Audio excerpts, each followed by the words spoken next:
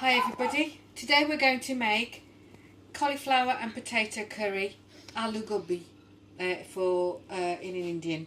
So what I've got here are 2 onions. They will both be chopped, one already chopped, small diced pieces. I've got some potatoes here. It's up to you as to how many you want to use for the cauliflower of this size. And this is probably about a medium sized cauliflower, but I will end up with I will want them chopped to the size of this one here. So these big ones here will be chopped down to match those, so they all cook at the same speed. The cauliflower, I will take the leaves off and get the clarets apart into pieces that are almost the same size as that.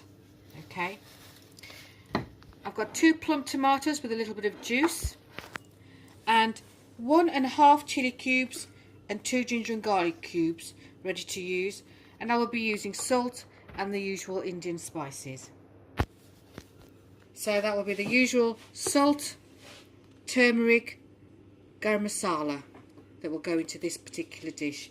I'll also, for this dish, use kasuri methi, which is fenugreek leaf, dried fenugreek leaf. I will use about a tablespoon of that in the dish today.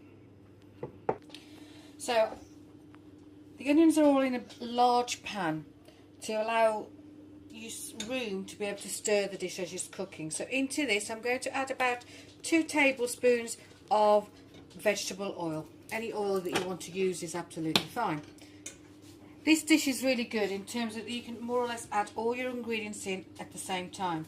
So in goes the ginger, garlic and chili, in goes the tomato, and I'm going to add the salt, and this is going to be, if you remember, these are equivalent to 2 teaspoons, so that's 3 teaspoons of salt into there. Okay, so I'm going to allow that to cook until it starts to soften. So I've allowed this to cook just for 5 minutes so far, just the beginning. Give it a stir. It's on a high heat, this at the moment. So I'm going to turn the heat down to probably a medium, just to allow it to be able to cook through slowly and not burn. And allow it to cook for probably about another 10 minutes before adding the next set of ingredients. So turn it down and leave that to cook through. Okay, this has had about 10 minutes of cooking so far. Give it a stir.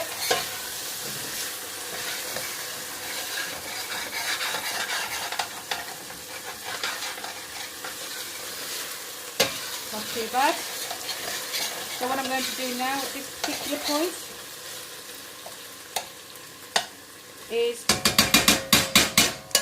add some fenugreek herbs. So that's roughly about a tablespoonful. Just going to add that in. Give it a stir. Give that just about 5 more minutes, and then we'll add the turmeric, and the potatoes and cauliflower will go in after that. So give that just a few more minutes.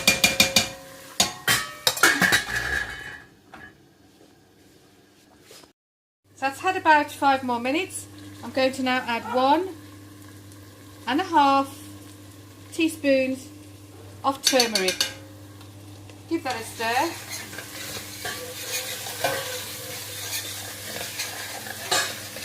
Give it about a couple more minutes now, and I'll add the cauliflower in. So that's had a couple of more minutes in there. Give it a stir.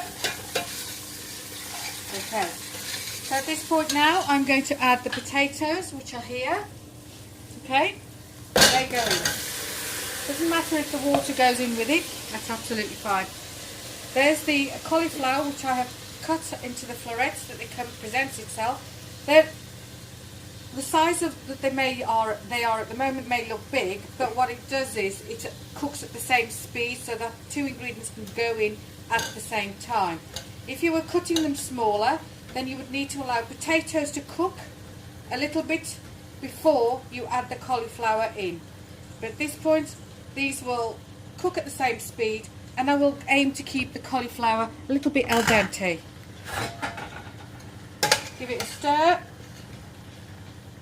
coat all the ingredients with the base.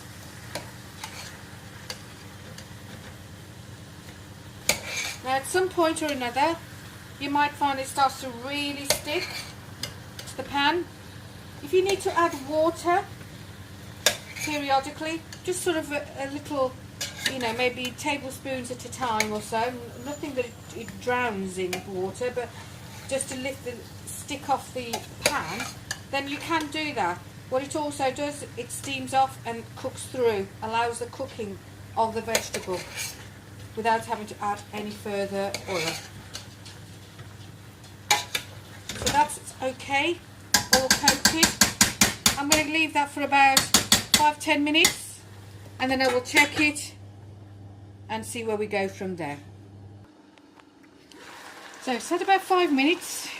I'm just going to give it a stir.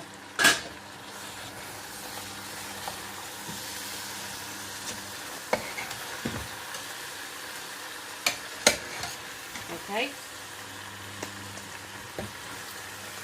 I am going to add a little bit of water to this. So it's about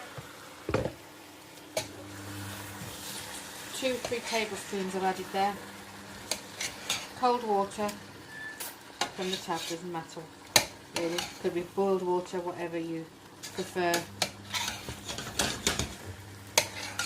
Okay. So I'm going to now turn the heat down on that so it allows it to cook through properly.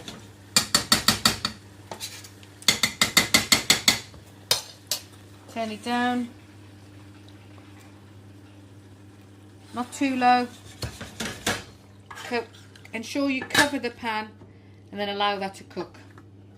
Check in about 10 minutes. Cauliflower's had probably about 15-20 minutes of cooking so far. I'm going to give them a stir.